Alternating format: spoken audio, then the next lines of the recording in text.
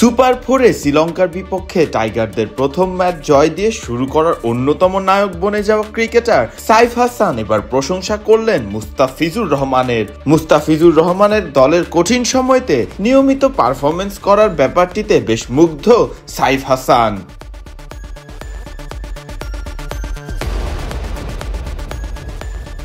চলতি এশিয়া কাপে বল হাতে নিজের সেরা সময়টাই কাটাচ্ছেন কাটার মাস্টার তকমা পাওয়া মুস্তাফিজুর রহমান। 4টি ম্যাচ খেলে প্রাপ্ত উইকেট সংখ্যা হয়েছে 7। সুপার 4-এ নিজেদের প্রথম ম্যাচে অবশ্য শ্রীলঙ্কার বিপক্ষে বেশ খরুচে বোলিং করেছেন দলের বাকি বোলার তাসকিন শরীফুলরা, কিন্তু ব্যতিক্রম ছিলেন মুস্তাফিজুর রহমান।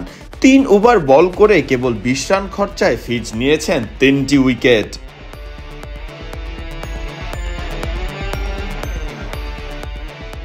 ম্যাচ পরবর্তী সংবাদ সম্মেলনে সেই মুস্তাফিজকে নিয়েই প্রশংসা করলেন টাইগারদের ম্যাচ জয়ের অন্যতম নায়ক ব্যাটার সাইফ হাসান। মুস্তাফিজুর রহমানের প্রশংসা করে তিনি বলেন, গত কয়েক ম্যাচ ধরেই মুস্তাফিজ ভাই সবসময় ভালো বোলিং করছেন।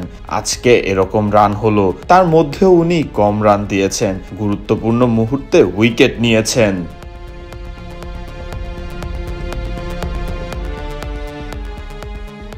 তিনি আরো যোগ করে জানান, দল যখন চাপের মুখে পড়ে যায় তখন উইকেট নিয়ে পরিস্থিতি সামাল দেওয়াটা ফিজের জন্য বেশ সহজ কাজই। ফিজের অভিজ্ঞতা এবং দক্ষতা নিয়ে সাইফ জানান, উনি তো বিশ্বমানের বোলার, এসব পরিস্থিতি উনার জন্য অনেক সহজ। দলের কঠিন সময় ফিজের বল হাতে নেয়াকে নিয়ে সাইফ আরো জানান, উনি যখনই বোলিং করেন দল কঠিন মুহূর্তে থাকে, সব সময় বিপদের সময় বোলিংয়ে আসেন আর বেশিরভাগ সময়ে ভালোও করেন, দলের কঠিন মুহূর্তে অনেক বেশি ইম্প্যাক্ট ফেলেন।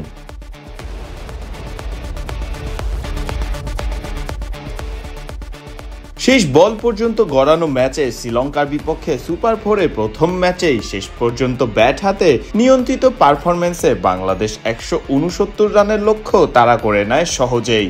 4 উইকেট হাতে রেখে আসে দাপুটে জয়, তবে এই জয়ের ভিত গড়ে দিয়েছিলেন মুস্তাফিজুর রহমানরাই।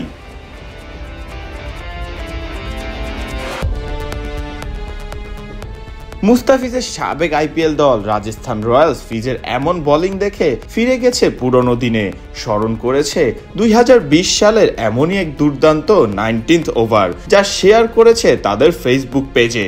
নিজের ধারাবাহিক বোলিং দিয়ে তিনি আবারও প্রমাণ করলেন দলের জন্য ফিজ কতটা মূল্যবান।